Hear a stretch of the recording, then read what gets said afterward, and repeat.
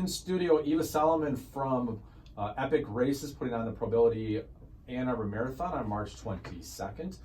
Dr. Corfas, who leads the Kresge Hearing Research Institute, and one of my friends and someone that I just, always keep me on my toes, Mr. Steve Burns, former Michigan men's soccer coach, now works for the University of Michigan Alumni Association. And I'll start with you, Eva, because one of the things that the Probability Ann Arbor Marathon always does every year is partner with charities, partner with different organizations, and one of those organizations is the Kresge Hearing Research Institute. And so why is it important for you, for Epic Races, to find partners? I think you have quite a few of them this year, and we've already heard from North Star Reach, and we're going to hear from more of them as we go forward here. But why is that an important part of what you guys are doing?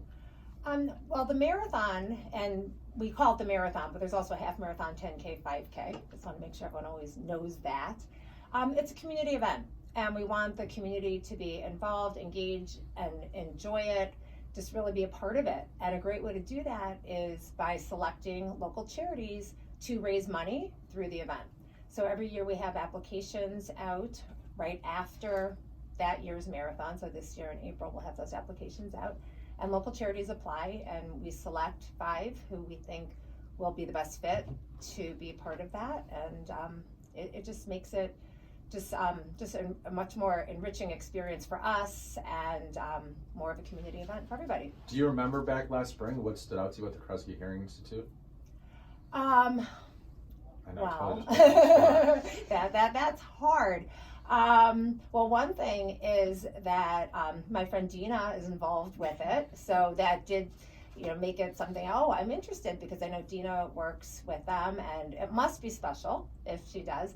But just looking at the application and seeing what they wanted to get out of the marathon. When we're choosing the charities, all charities are important, and they're most important to the people who are involved with them. But what we look at is what they want to do, and why they want to raise money, and how they want to be involved in the marathon, and their reasons for wanting to partner with us, and then we decide, is it a good fit? Mm-hmm. Well, it certainly, I took a tour last week at the Kresge Hearing Research Institute, and Steve, you'll probably get a kick out of this because you're a Michigan grad and you spent the last 20 years here at U of M. I had never ever set foot in that building. I'd never set foot in the medical school before, and my freshman year was at Cousin's dorm, which is right across the street from everything. I'd never been to any of it. You gotta get out a little more here, Spaff. Jeez, come on. I agree, Steve. I don't know why, but that just speaks to, maybe I was always intimidated by the med school a little bit. So I never set foot in there. But I set foot in there that last week. Dina and Dr. Corfas, thank you for giving me a tour. Got to see the labs. It was very exciting. And Dr. Corfas, you and I talked about this a little bit because, my audience, a lot of people in their 40s and their 50s and the whole thing. And so this is actually, the Kresge Hearing Research Institute is something that can speak very much to them, because a lot of us, as we get older, are going to have some type of hearing issues. Yes, actually, you are absolutely right. Actually, aging is one of the most clear risk factors for losing hearing. People above 75, maybe 50% of people above 75 will have hearing loss. Mm-hmm. And with the increased exposure to noise, young people are getting clearly having problems with hearing. So it's an epidemic, and it's something that we want people to be aware of. We want to educate people about how important it is to keep our ears protected and not exposed to noxious noise. And also there is important information coming up in recent years showing that hearing loss at middle age may be one of the key components of cognitive decline and dementia as we age. So it's possible that by keeping our ears healthy, we will keep our brains as well. Well, it's interesting, Dr. Corfas, because I have a now 9-week-old at home, and my wife and I have already talked about, we're thinking about going out to the Michigan-Washington game in Seattle, opening weekend, Labor Day weekend, and she said, she's like, I've seen a lot of people when they take their babies or something like that, sporting events, they have headphones and things like that. And I said, yeah, we can definitely do our research and look into it and make sure that we've got his ears covered.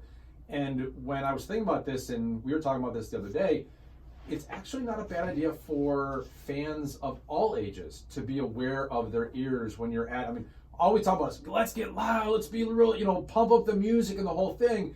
And we've been, and especially indoor stadiums, we've been turning the volume up louder and louder and louder to intimidate the opponents but we're doing damage to ourselves a lot of times when we go to these sporting events.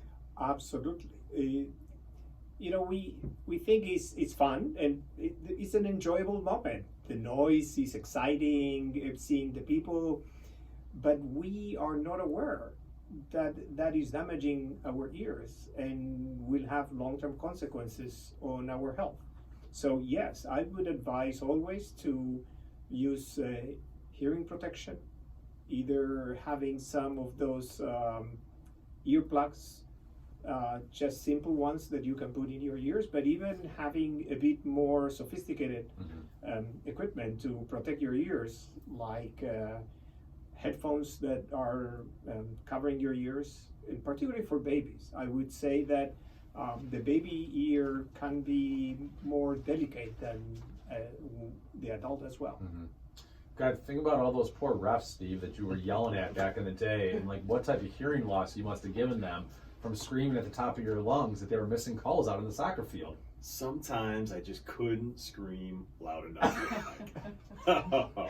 Oh, good times. You're obviously, you've been in a lot of places before. I mean, have you ever thought about it? Have you ever thought about your own ears when you're at a soccer stadium? Well, no, I haven't thought about my own ears per se, but I don't know if you know this, but we have a son who is 15 years old and he lost hearing in his right ear.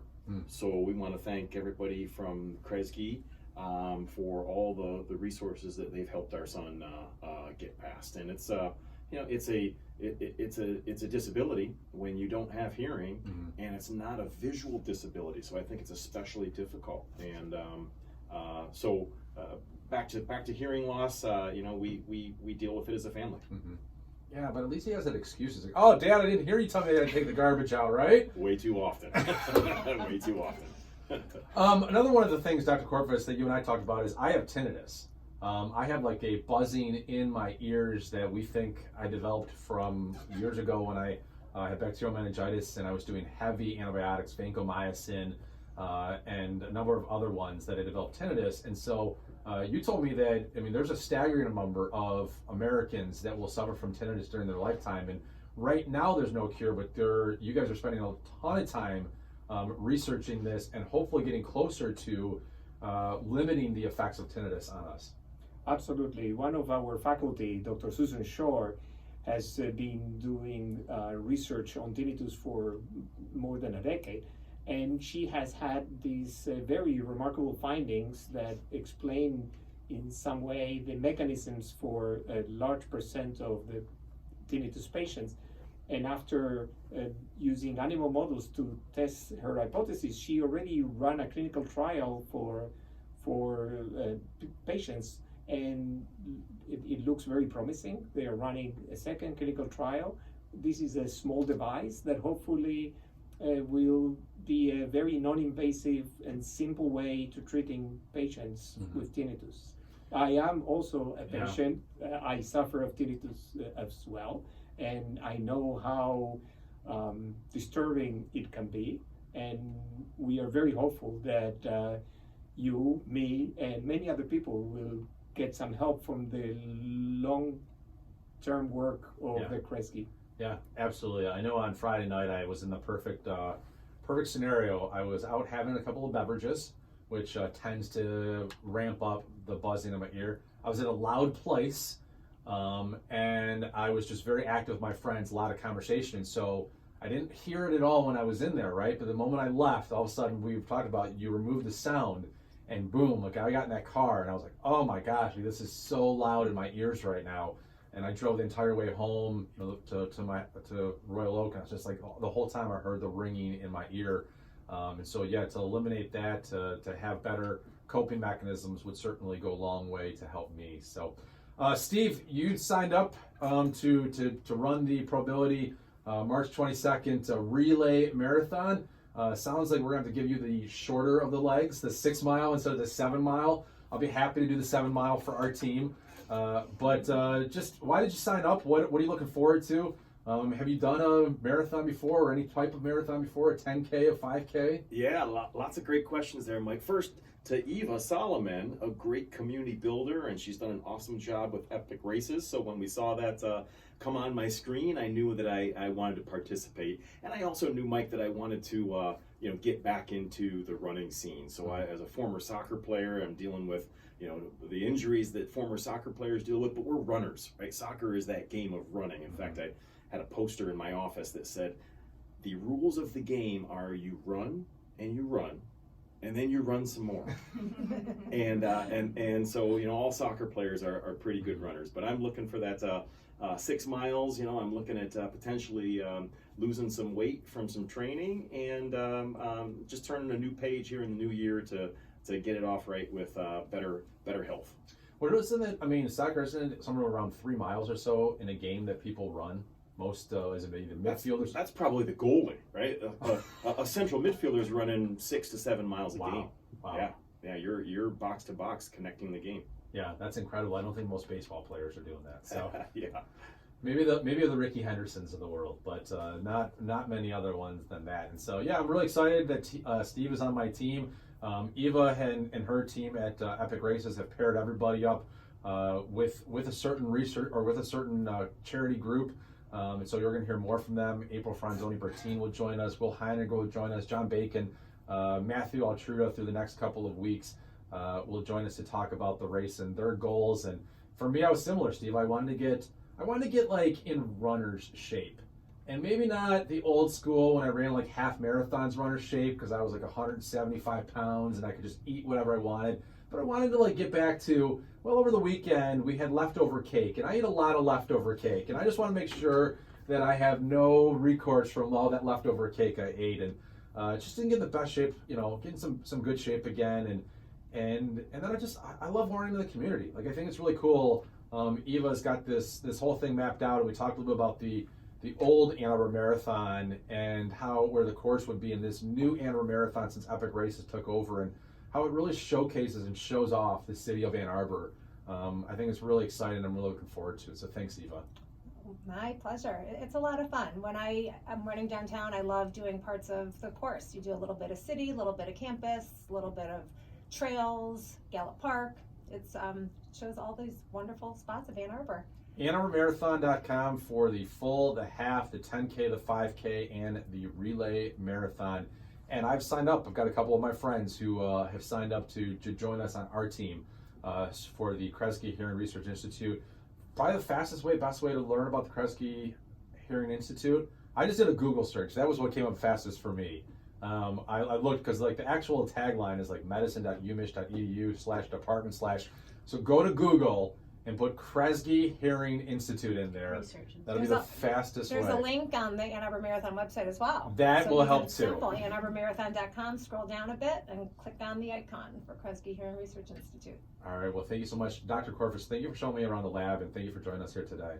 Thank you, and everybody is invited to contact us and ask questions about hearing, balance disorders, tinnitus, and whatever may be bothering you. Well, you can even be a guinea pig, right? If you want to be. I was like, hey, can you just like take me into the lab and show me around and do the whole thing? So they're great about that.